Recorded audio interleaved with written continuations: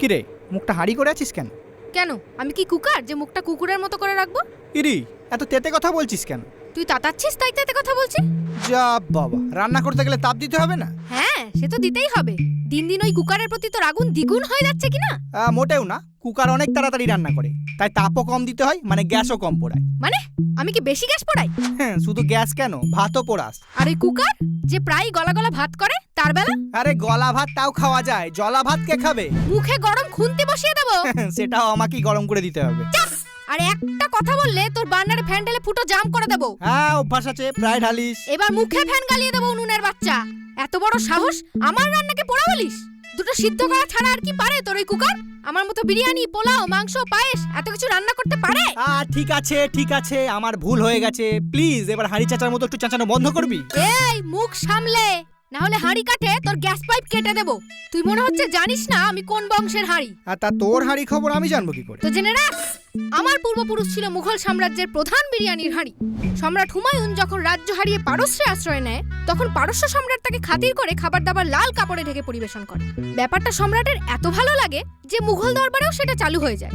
আর প্রথম যে হাঁড়িকে লাল কাপড় পরানো হয় সেই ছিল আমার দাদুর দাদুর দাদুর দাদুর দাদু। তারপর তো বংশানুক্রমে কেউ হয়েছে রসের হাঁড়ি, কেউ হয়েছে মিষ্টির হাঁড়ি, কেউ বা হয়েছে শখের শিল্পী হাঁড়ি, কেউ বা বাজানোর হাঁড়ি। তো এমন বংশের যে হাঁড়ি আমি, তার সঙ্গে তুই ওই সামান্য কুকারের তুলনা করছিস? ওফ, এ তো হাঁড়ি নিয়ে বড্ড বাড়াবাড়ি শুরু করেছে। আমি তো বুঝতে পারছি না কুকারের প্রতি তোর এত জেলাসি কেন? আমি তো তাওয়া, কড়া, সসপ্যান দেখছি সবাইকেই তাপ দিই। হ্যাঁ, কিন্তু সবাই তো আর তোকে দেখে নির্লজ্জ বাটির মতো সিটি মারে না। আরে ও ওইভাবে বাষ্প ছাড়ে। হ্যাঁ, বাষ্প ছাড়ে না ঝাড়ি মারে না আমায় দেখে রাগে ফোঁস করে, তা আমি সবই বুঝি। হাত আর মাথা বুঝিস, শুধু সারাদিন ওই হাঁড়ি মাথায় হিংসা ভরে ছেনি চাপা দিয়ে ফুটে মরিস। এই, আমি ফুটে মরবো কেন রে? ফুটে মরবে তো ওই কুকার, বংশটাই তো হাই প্রেসার। একদিন একটু সিটি আটকে গেলেই তো ইন্টারসিটি লোকাল ধরে সাজা না রেখে চলে যাবে। ছি ছি হাঁড়ি, তুই তো পুরো ছুরির মতো কথা বলছিস। কেন, আঁশবটির মতো করে বললে কি ভালো হতো? তো সেটাও কি বাকি রেখেছিস? সেই থেকে কুকারকে নিয়ে এমন ঝনঝন শুরু করেছিস যে থালা বাসনও লজ্জা পাবে। হ্যাঁ, তাহলে ভাব, ওদেরও লজ্জা আছে, কিন্তু তুই সবার সামনে নির্লজ্জের মতো শুধু ওই কুকারের পেছনে ফুল ফ্লেমে গ্যাস পোড়াচ্ছিস। আরে তো হাঁড়ি বলে কড়া, তোর পেছন কালো। তোর নিজের কতটা আগুন লাগে তুই কখনো দেখেছিস? তোর এই যে পোলাও, মাংস, বিরিয়ানি এগুলো কি গোবর গ্যাসে রান্না হয়? মাছের অর্ধেকের বেশি গ্যাস তো তোর পেছন গরম করতে করতেই শেষ হয়ে যায়।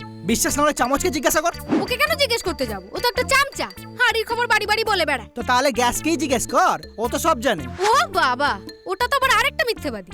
লিখে রাখে 15 কেজি, গ্যাস দেয় 10 কেজি। ওর হিসেবের আবার কোনো ভরসা আছে নাকি? হ্যাঁ সেই, এখুনি গ্যাসের হিসেব ফাঁস হলে তোর হাটে হাঁড়ি ভেঙে যাবে কিনা? কাঁটা চামচের কাঁটা বিধিয়ে এত বড় কথা! আমি আর এক মুহূর্ত এই রান্নাঘরে থাকবো না। হ্যাঁ, তো থাকতে কে বলেছে?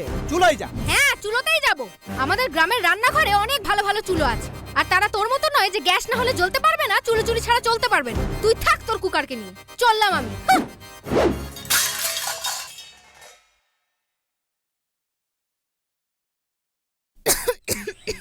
আরে আর কতক্ষণ জ্বলতে লাগবে তোমার?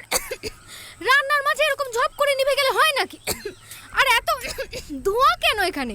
আমরা কি স্মোকি বিরিয়ানি তৈরি করছি নাকি? না না, আসলে একটা ভেজা কাঠ পড়ে গেছে, বুঝতেই পারিনি, তাই তো অত ধোঁয়া হচ্ছে। তবে চিন্তা করো না, পুরোটা শেষ হয়ে গেছে, কিন্তু কিছু খড়ের ব্যবস্থা করছি। হয়ে গেল। কি কুক্ষণে যে ঝগড়া করে চলে আসতে গেলাম।